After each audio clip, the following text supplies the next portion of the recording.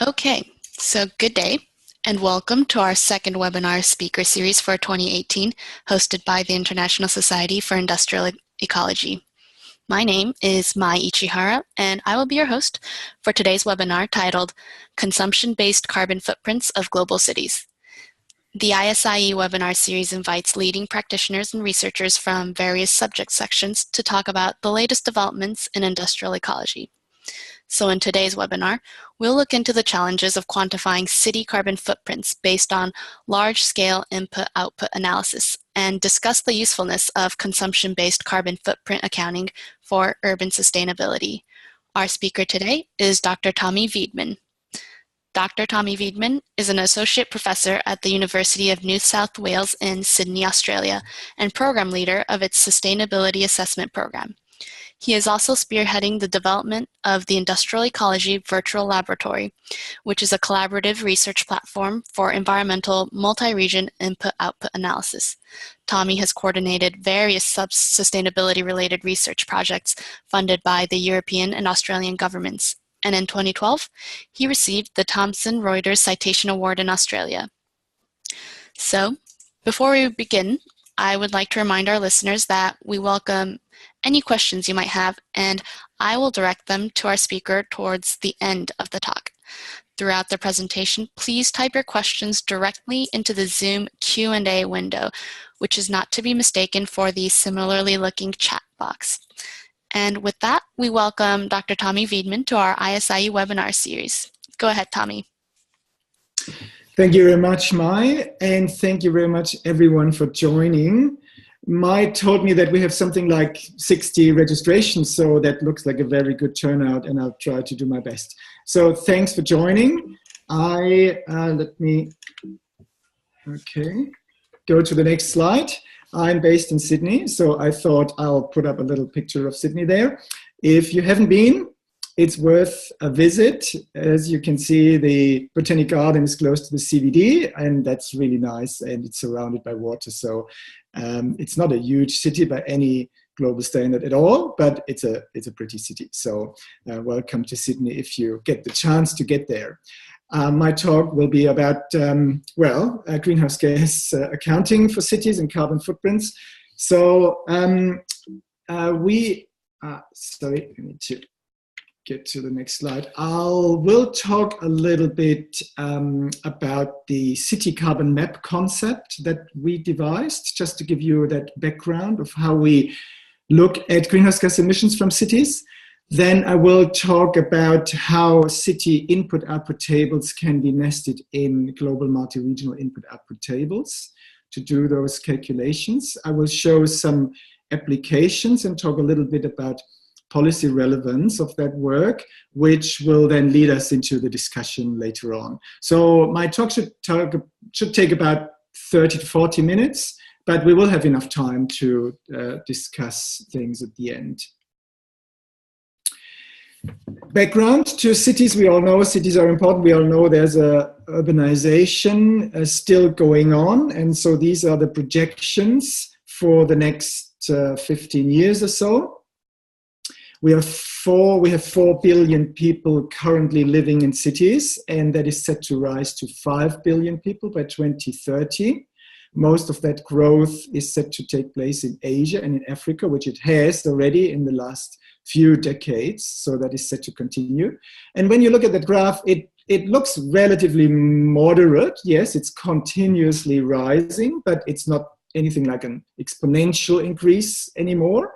But still, it means that in the next 12 years, we are planning to house an additional 1 billion people in cities. And if you think about this, just what that means in terms of what we need to build, it means we need to build one new city with 1.5 million inhabitants each week between now and 2030. So each week, the equivalent of one new city with 1.5 million inhabitants, and that number, when I saw that really opened my eyes and what the challenge is here, really.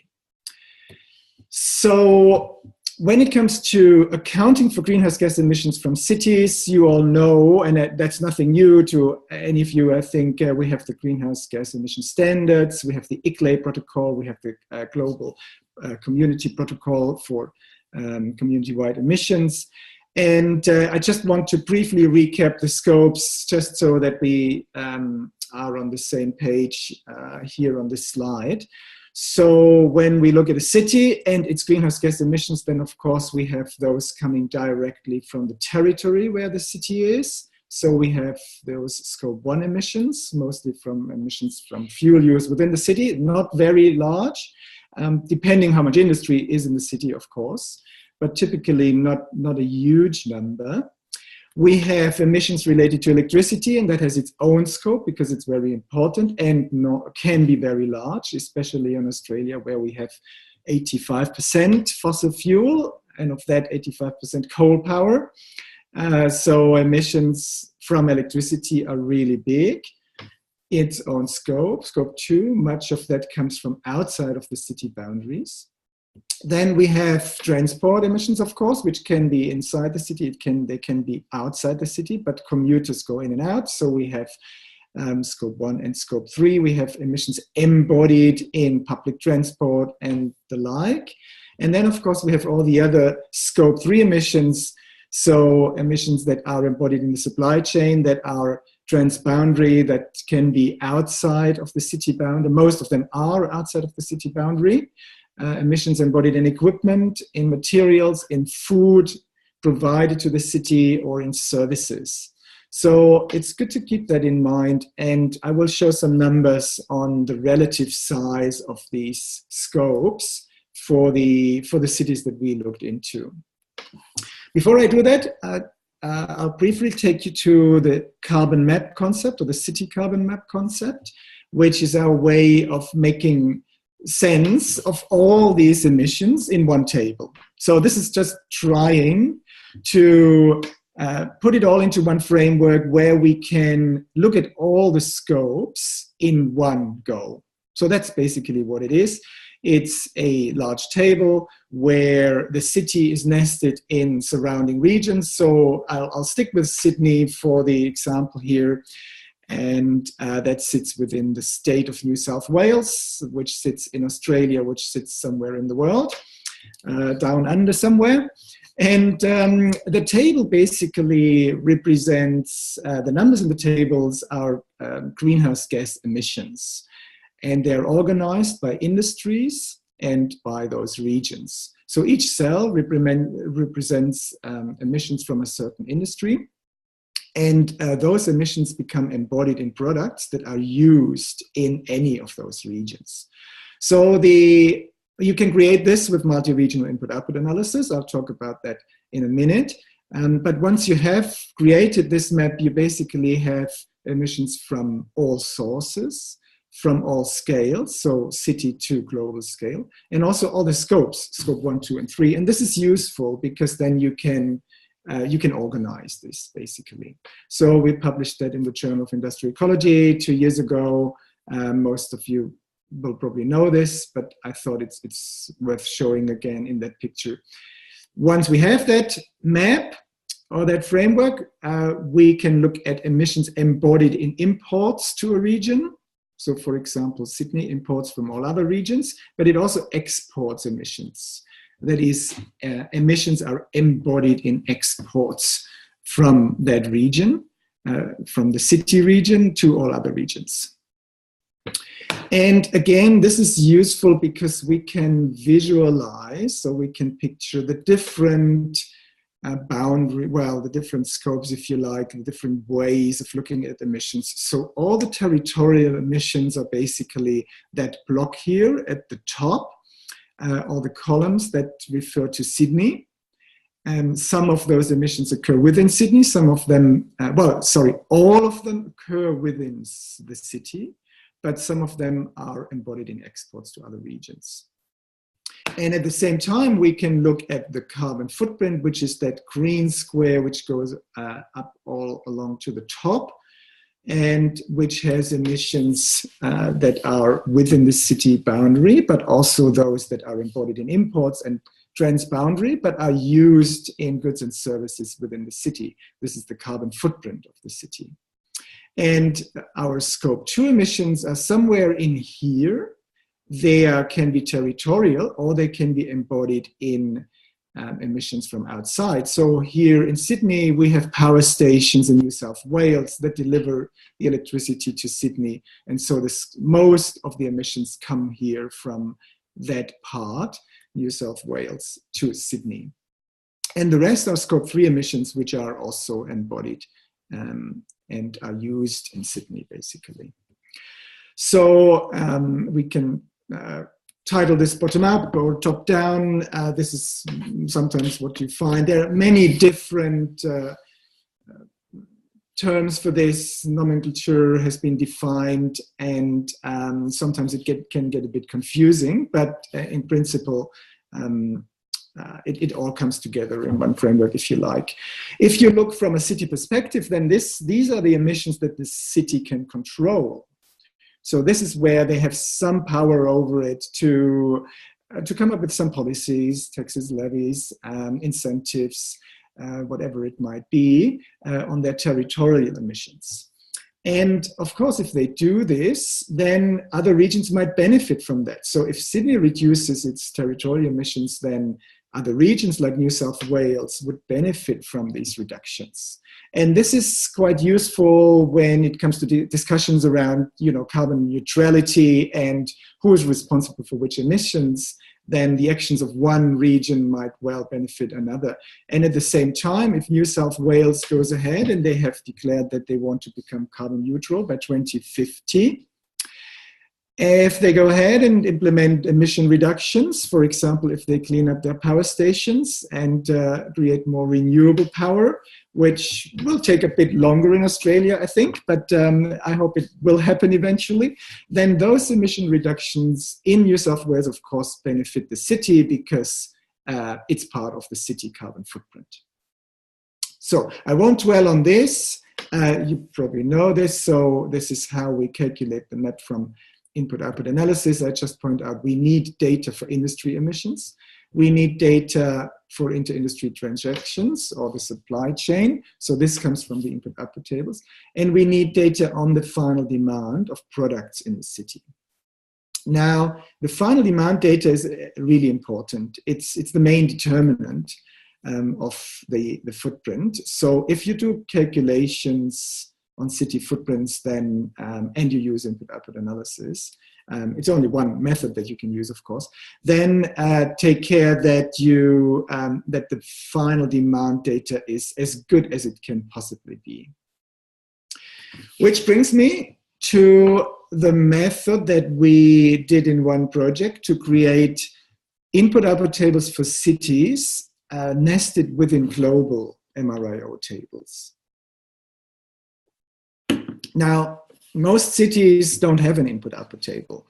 You can be lucky, and then the city coincides with a regional boundary, like Beijing in China or Tianjin, and they are provinces as well, and then the statistical offices might give you an input-output table.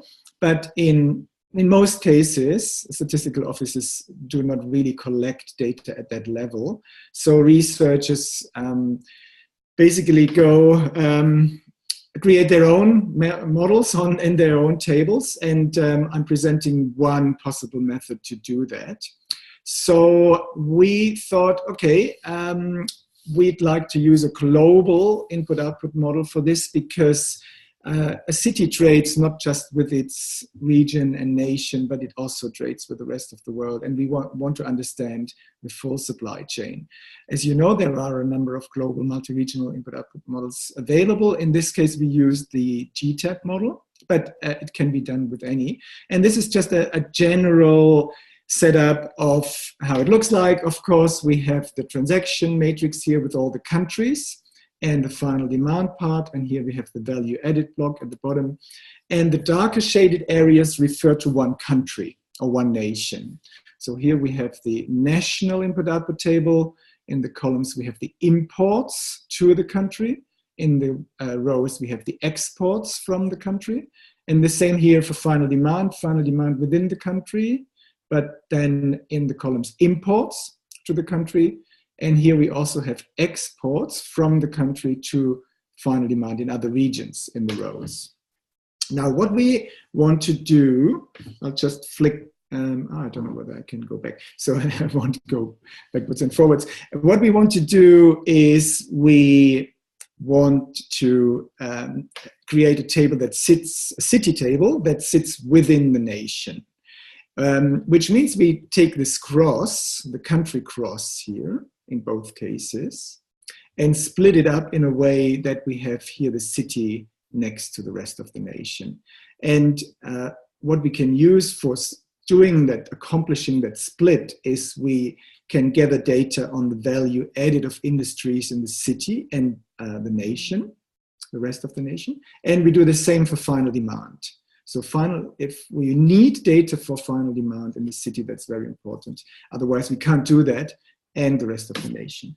And once we have collected that data, we can create something like this. So this is where we have the city, the rest of the nation, within that previous national block here. And then, of course, we have trade between the city and the rest of the nation, imports and exports here. And we do the same for final demand. So we split up that cross. And it's a very, very much a top-down method. But depending on the data that you can gather, it's a reasonable estimate of a city.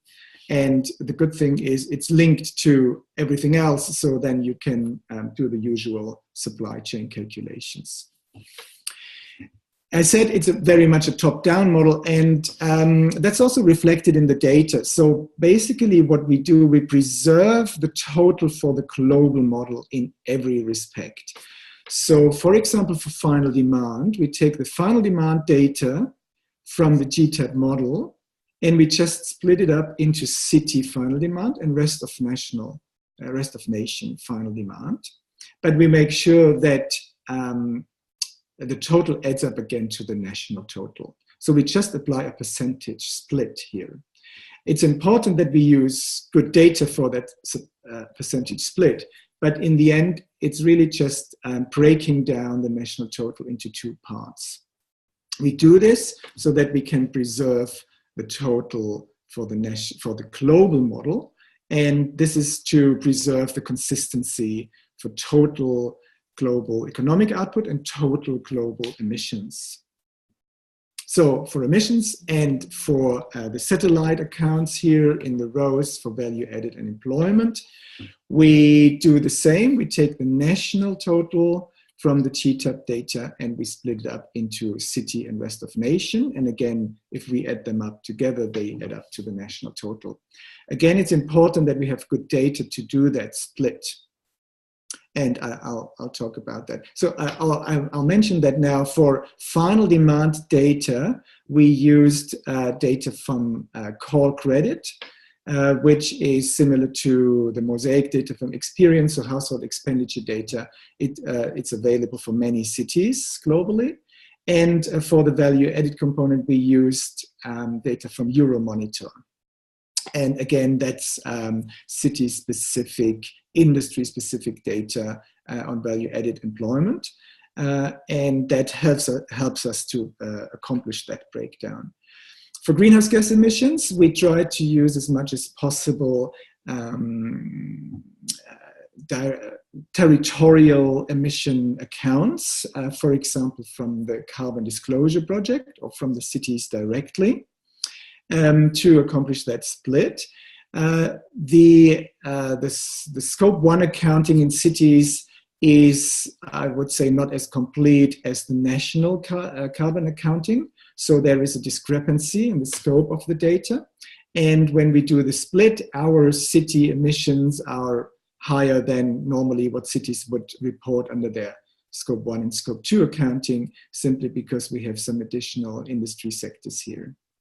But again, we preserve the consistency with the global model. And so I think it is a reasonable estimate.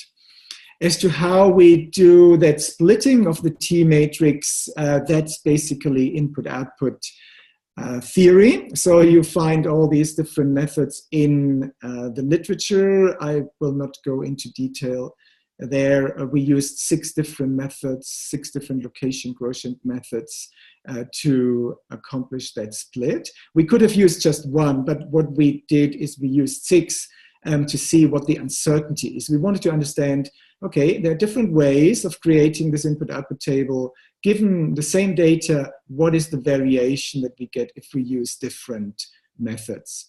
There are more than these 6. There are more sophisticated methods even, but any other would require additional data, and it would just require more effort to actually accomplish that. It always depends on the time you have for your research and the scope, whether you can go to that. In our case, we used all the methods that we could use with the data that we had. Once you have done that split, you will end up with a not balanced input-output table. Again, we wanted to understand a little bit what different assumptions were on just leaving as it is, not balanced. It's not a huge imbalance, but we still wanted to see what happens if we rebalance the table, because normally an input-output table should be balanced, inputs should equal outputs, again, to be consistent. And so we tried, we made 3 different assumptions on how we would deal with that, either not balancing at all or balancing with keeping the final demand values fixed. And the reason for this is that we think that the final demand data that we collected are important and accurate, and we want the footprint to reflect those data that we have got for the cities here.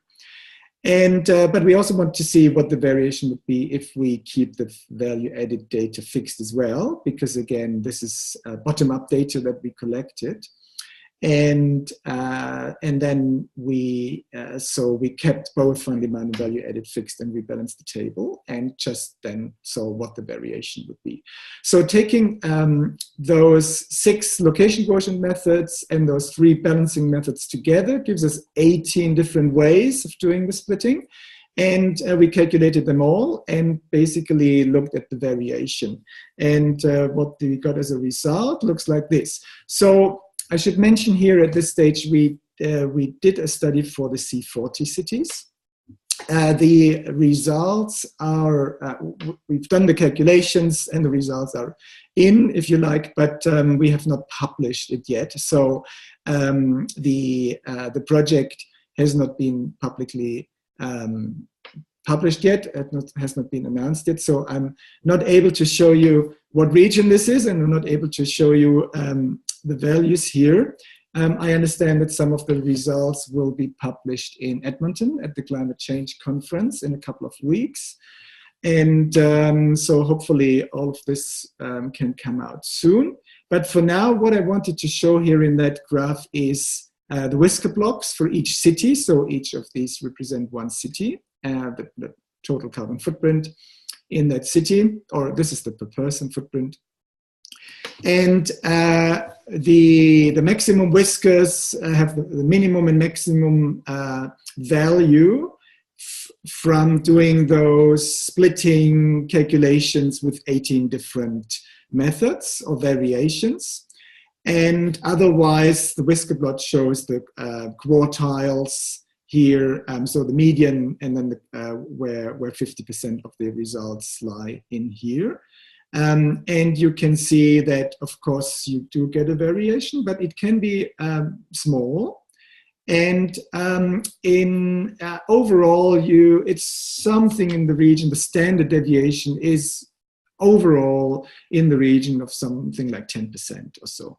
So it's uncertainty, but it's definitely a manageable uncertainty. Of course, looking at that plot, you would see, okay, you cannot distinguish the values from those 3 cities here because of uncertainty, but you can distinguish the value from this city, from that city. So you do get, the uncertainty is small enough to be able to say that there's an increase between these 3 and these 3, for example. So maybe just to mention that this refers to the uncertainty under the assumptions how you do the nesting. and to the data that we used in our study. So some more applications of different studies that we did, mostly Australian, as it happens, Sydney and Melbourne, but also some Chinese cities. That refers to some previous work we did, but it also leads into how cities could potentially use this. So again, talking about Sydney, and here, just ignore the colors for a moment, but look at the stack. So here we have the territorial emissions of Sydney in the bottom two stacks. Some of those territorial emissions, so scope 1 emissions, stay within the city. This is the middle block. Some of them get embodied in exports from the city. So this is the bottom block. And this is what you have in your territorial accounting. But if you do a consumption-based carbon footprint, then you would subtract that. So that's why it's below the line here. And the top block here are the emissions embodied in imports to Sydney. So this is the largest part. And this together with the remaining territorial emissions would give us the consumption-based carbon footprint. So again, I'll try to show as much as I can in one picture. If you add up everything, then I think some people have called this the production-based carbon footprint, if I'm correct. If you ignore or take off the bottom part and just start from that line here, then that would be what we would call the consumption-based carbon footprint. And as you know, there are different definitions of how to look at that. You can also look at just individual supply chains. So what do the colors mean? And this is just a breakdown of the emissions that are embodied in imports, so that contribute to the carbon footprint. Breakdown into different material or industry sectors or product categories, we should say. Goods is the most important one. And I think that might be a bit specific to Australia and Sydney, because we are importing a lot of manufactured products from the rest of the world. Australia is a resource-rich country, but we do not do much manufacturing ourselves. We import a lot. We export raw materials and import most of the manufactured products. Food, of course, but services are relatively important. Construction, that's not too surprising, but what's maybe a bit surprising is that what we normally look at in the city, electricity, transport, waste, energy, are relatively small compared to the other categories here. And when we look at where those emissions come from, then again, the goods imported from the rest of the world are the majority, and also services from the rest of the world. Food, construction materials we get from the rest of Australia, in this case, or New South Wales, and we do also import them from other countries. And similar to food, much of it comes from the rest of Australia, of course, but an almost equal amount comes from the rest of the world. So this is also a bit surprising, I think. But it shows that this part of the carbon footprint is really important and should be looked at. Here is one specific example that we did just as an exercise in one of the papers where we looked at how Chinese cities are connected to the rest of the world and also to Australian cities.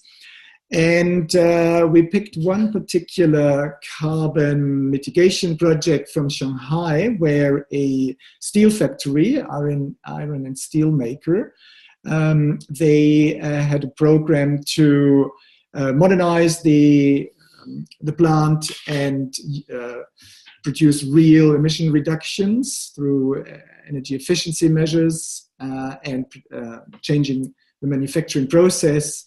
And so in the end, something like 6,500 kilotons could be saved, which is a really large amount. And what we looked is basically who's benefiting from this reduction, if you look from a consumption and embodied emission perspective.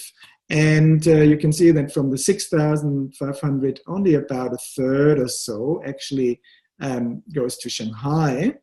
The rest goes to the rest of the world or to the rest of China because of trade, because the products from the factory and from that sector are traded. Even Australian cities benefit a little bit from that reduction in China, not much. Sydney is 17 kilotons, but at least there is a little bit of a trickle through. So this just goes to show that the actions in one place do have implications on other places.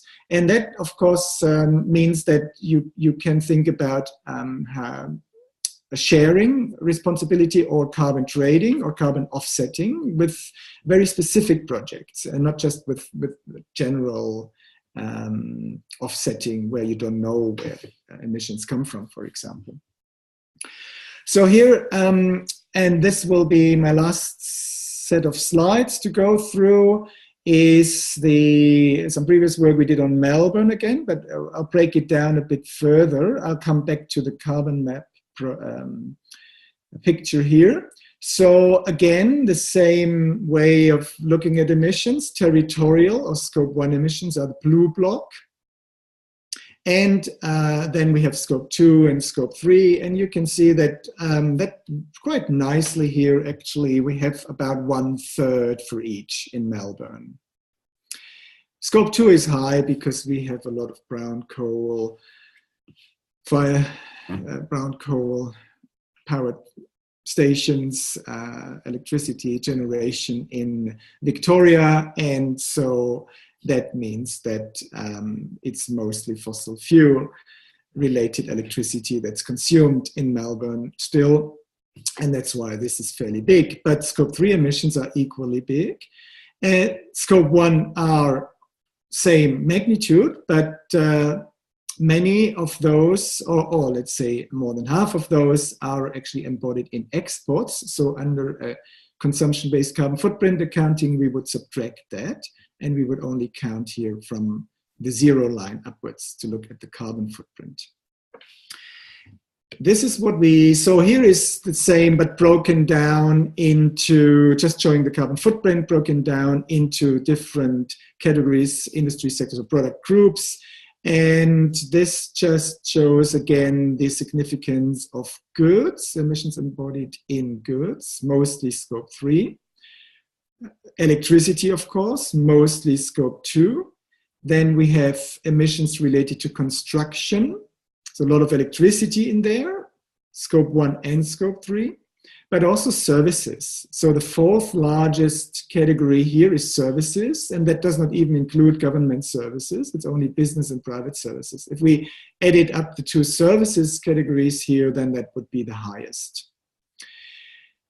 So these are the four most important ones, all more important than food and all quite much more important than water and waste, for example, which is where a lot of the traditional greenhouse gas accounting in cities takes place as well. Emissions from buildings are included in all the sectors in the blue part, because that's the scope 1 part. So what I'll do in the next set of slides is to show that picture, but also the carbon map, which has the underpinning data for that picture. So in the carbon map, you can now see real numbers. These are tons of CO2 emissions, kilotons of CO2 equivalent emissions in total for Greater Melbourne. And so again, we show Melbourne industries and outside of Melbourne industries here. So the blue part are scope 1 emissions and the brown part are scope 3 emissions. Electricity comes from within and from outside, so scope 2 are the orange lines. And here in the columns, we have products that are consumed in the city. So again, the carbon map shows the whole picture, what we can do now and look at different interventions. Much of that is hypothetical, but it shows that, how it plays out in the graph and in the table. So let's assume we reduce or we get rid of the energy or fuel consumption in buildings altogether, then we reduce some of those numbers. I think I can, yes, I can go back. So I can toggle between the two, and you can see that this intervention doesn't actually change much. The total footprint goes down by about 10%, and it only affects the blue part and a little bit of the, it only affects the blue part. So, so this intervention, which is one that cities can implement, does reduce the overall footprint, but in Melbourne at least, by only about 10%. If we switch to renewable electricity, then we cut off, of course, a large chunk, about 1/3 of the total carbon footprint, or it's actually 40% of the footprint, the consumption-based carbon footprint. We basically, in the table, we take out the lines here because we don't have direct emissions from electricity production anymore. They're still indirect, but not direct anymore. So the orange part has disappeared from the graph. And so this would be a very significant intervention, which reduces the carbon footprint by 40% in one go. And of course, this could be done just by buying certificates and offsetting and so on. Another possible intervention is to look at just all the construction materials. So in this case, we would offset or reduce emissions related to construction activities or construction materials. So in that case, assuming we could do that, then the whole column here would be set to 0, and that also is reflected, of course, in the graph. And it would lead to another something like 10 to 15% reduction of the total carbon footprint. And of course, if all the territorial emissions would be offset, and this is the carbon neutrality scenario, so many of the cities in Australia and worldwide have declared that they want to become carbon neutral by a certain date. And so they make efforts to reduce their territorial emissions, and what they cannot reduce, they try to offset. So taking that offsetting into account and assuming we could really set all this part to 0, then we would bring it further down, of course, but we would still have our scope 3 emissions, which would be more difficult to offset. What I've done here in the graph as well is to distinguish between scope 3 that is related to products produced in Melbourne and scope 3 that is related to products produced outside of Melbourne. So this distinction in the Carbon Lab, it's easy to make this distinction because we have all the regions and all the scopes anyway.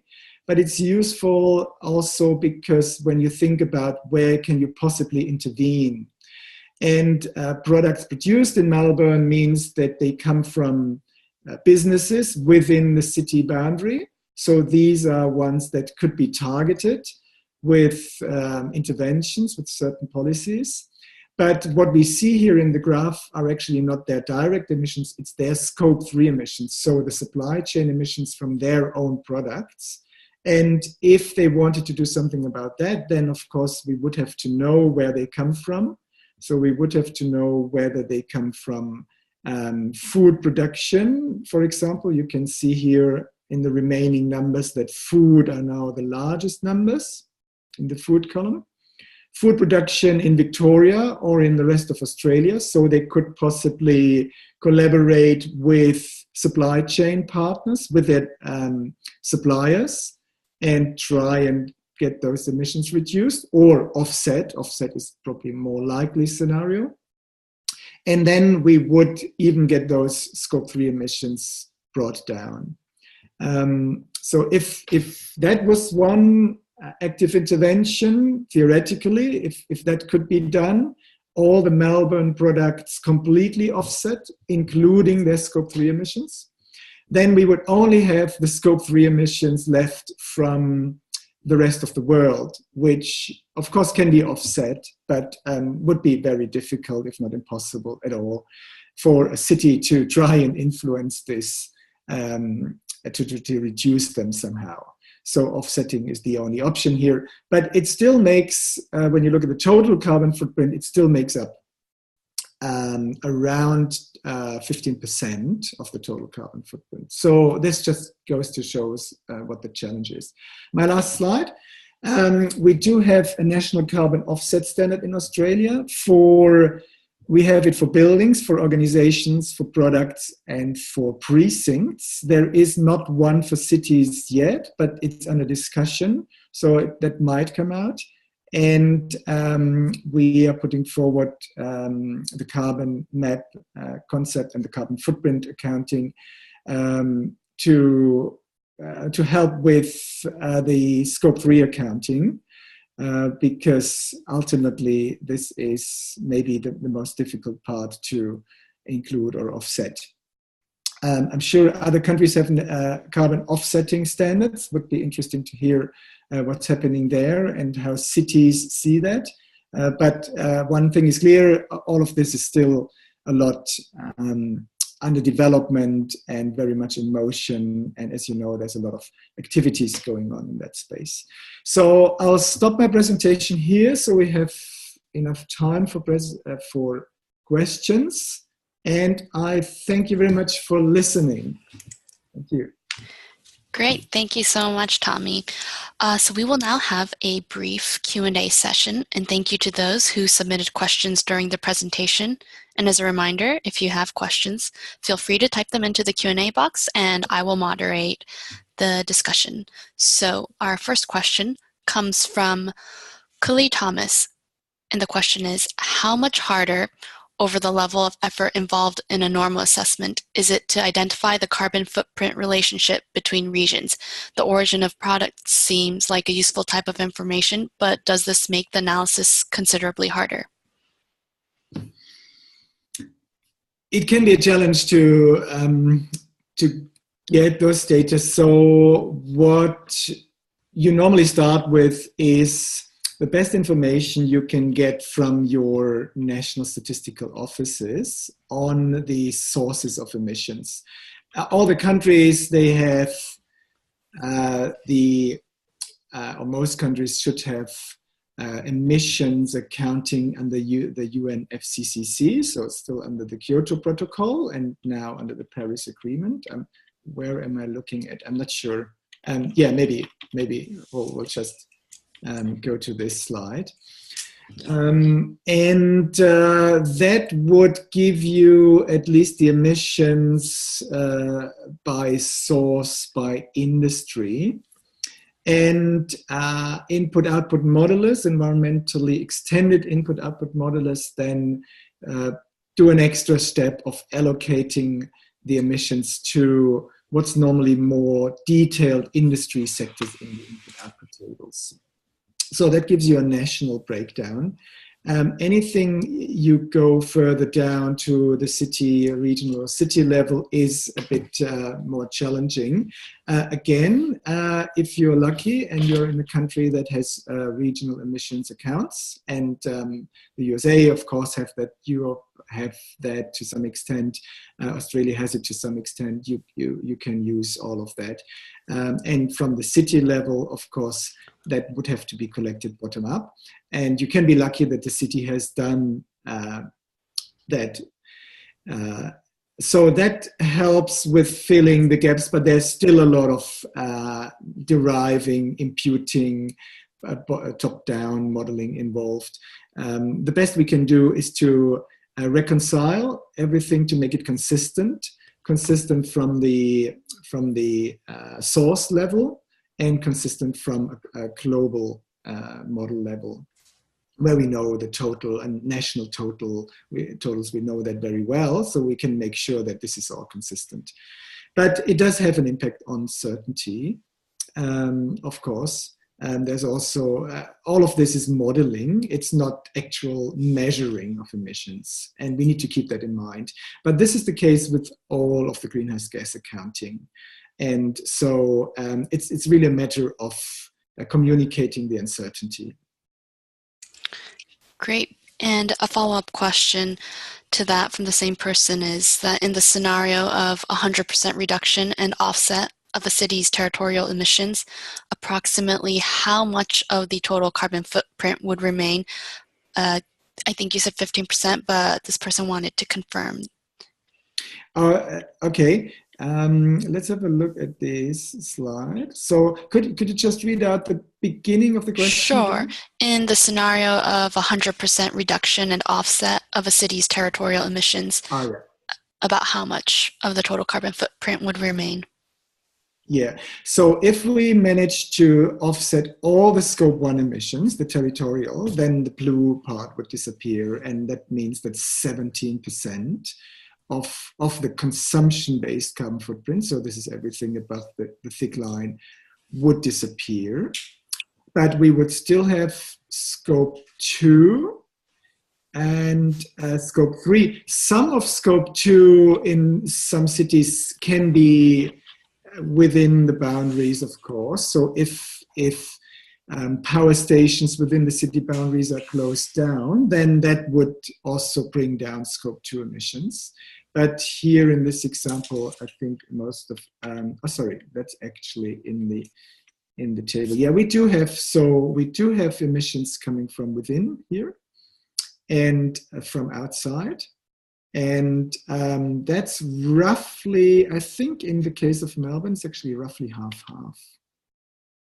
So the blue part, all scope 1 of and scope 2, then it looks like this.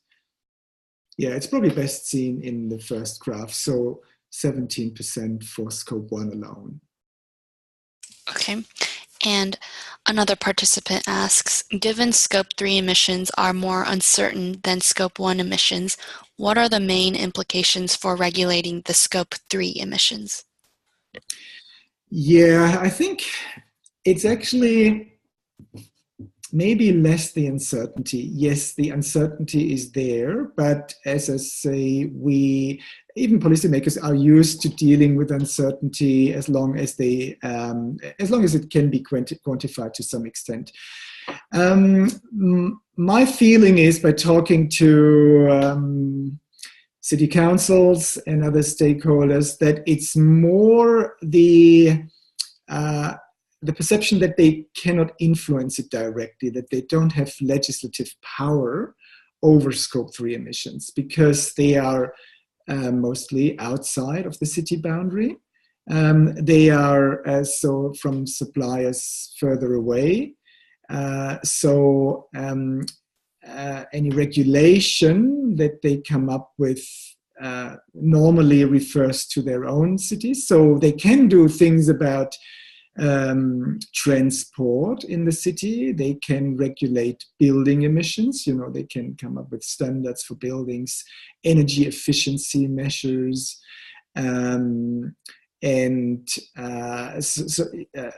waste, water. So anything they can influence directly, but it's much harder, of course, to influence food production in another region, or how products are produced in other regions and then imported. And so it's the difficulty of legislating, of influencing that directly.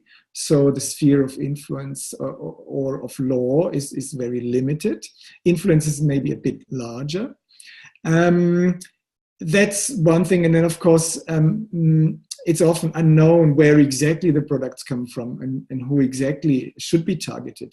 But there are possibilities. There are possibilities to influence the supply chain. So much of this could be in the form of awareness raising campaigns. In Sydney and in Australia, we have the Sustainability Supply Chain School, which is it's an organization funded by large construction companies that help their smaller suppliers to take up training in energy efficiency and generally in sustainability.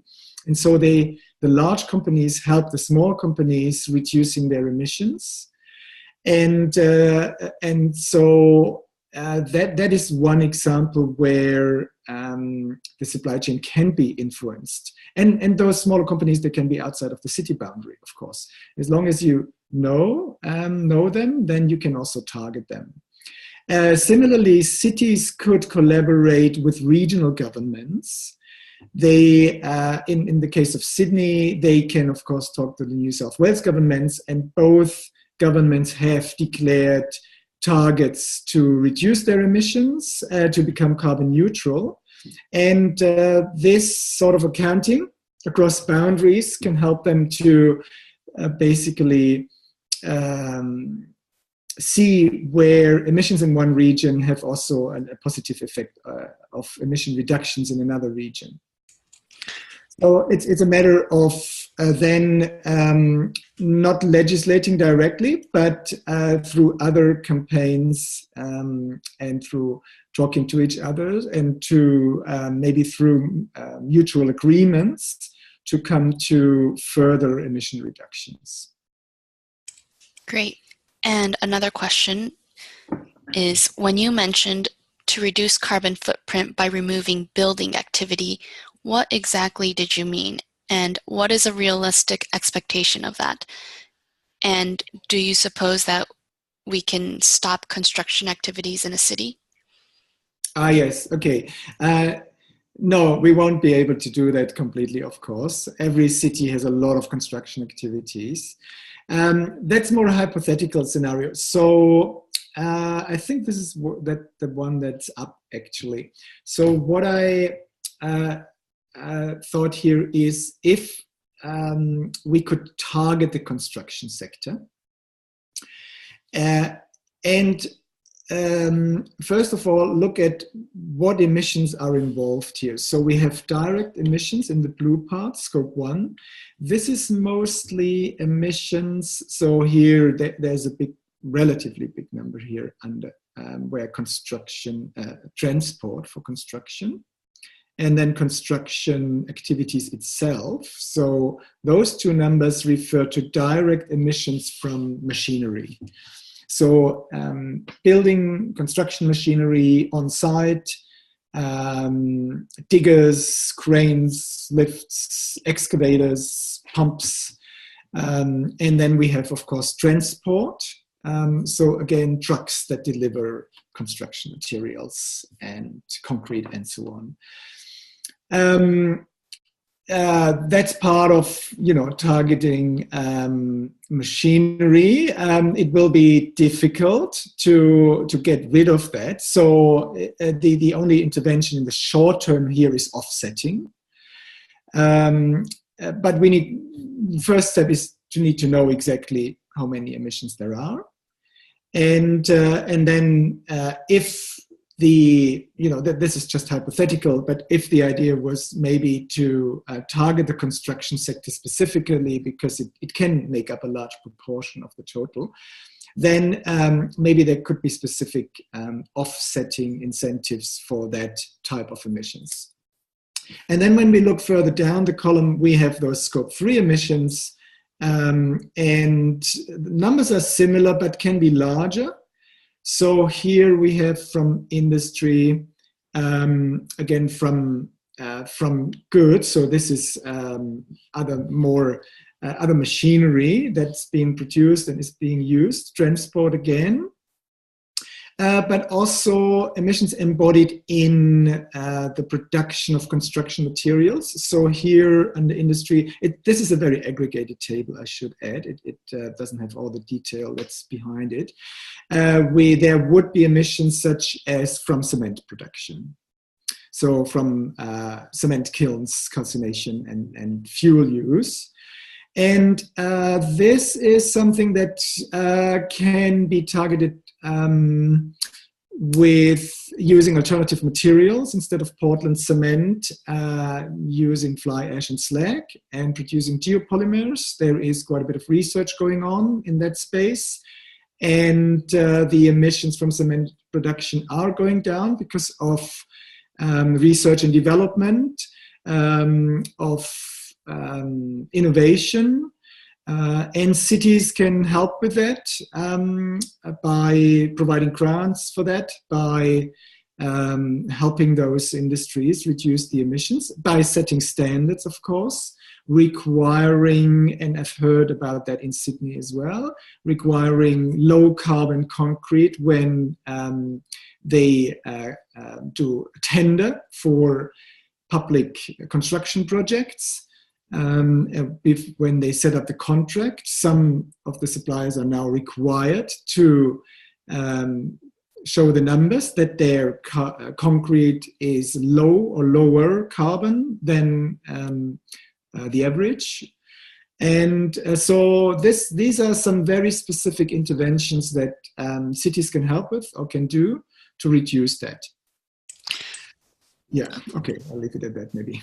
And we have 2 more questions, but I know we're short on time. So if you can maybe answer it succinctly, that would be great, because I do want to try to get both of these questions in. So one, and I'll say both questions at once.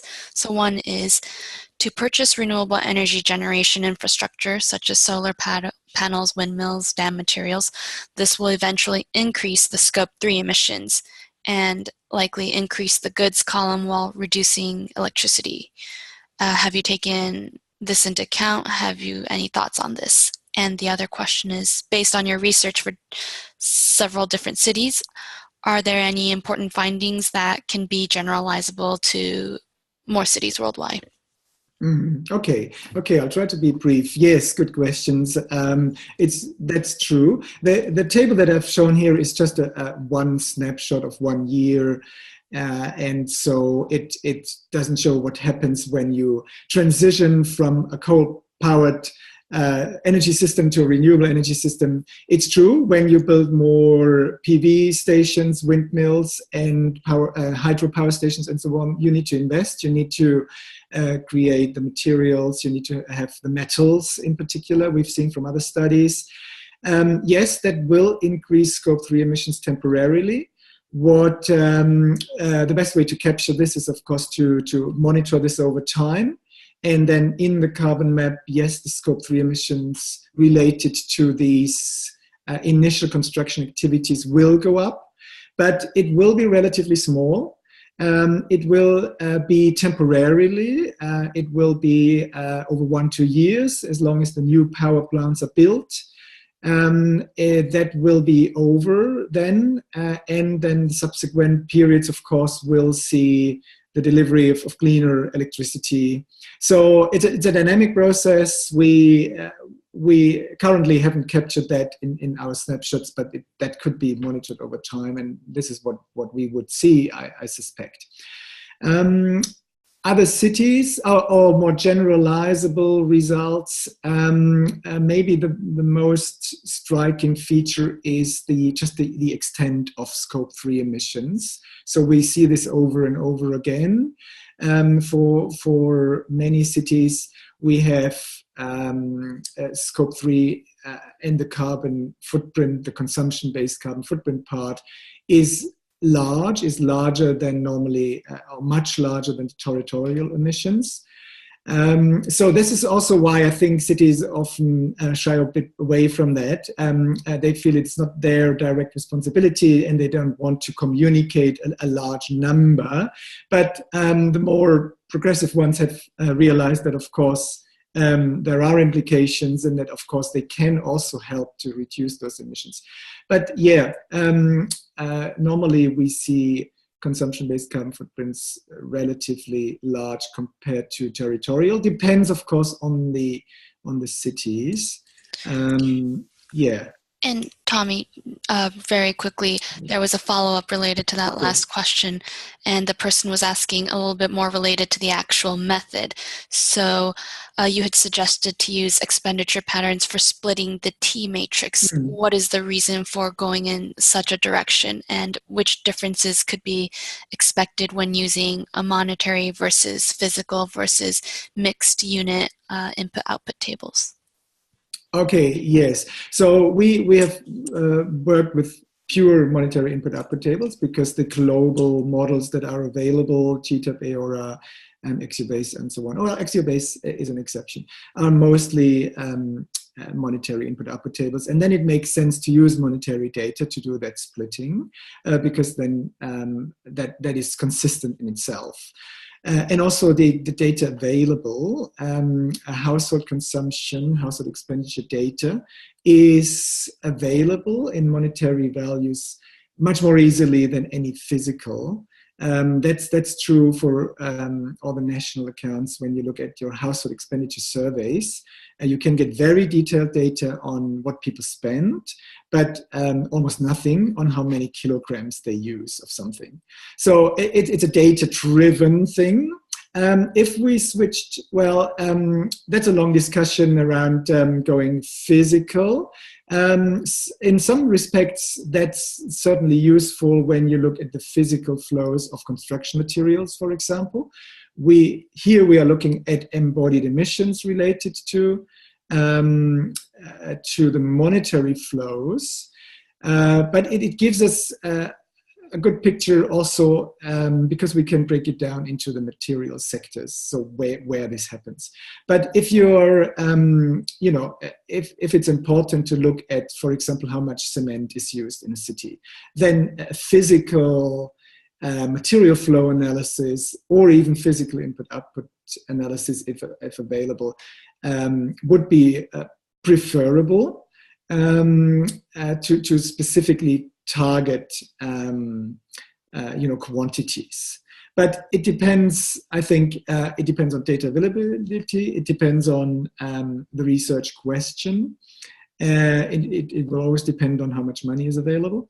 And I think we can try and approach it from different sides, if that's possible. Great. Well, with that, we conclude our talk today on carbon footprints of global cities. Tommy, thank you for joining us today. And to view a recording of this webinar, you can visit the member portal on our ISIE website. Now, be sure to register for our next webinar next week, Friday, March 9th, for a discussion with Dr. Stephanie Pinstall, who is a professor at UCLA and director of the California Center for Sustainable Communities. With that, again, thank you so much, everyone. Thank you. Bye-bye.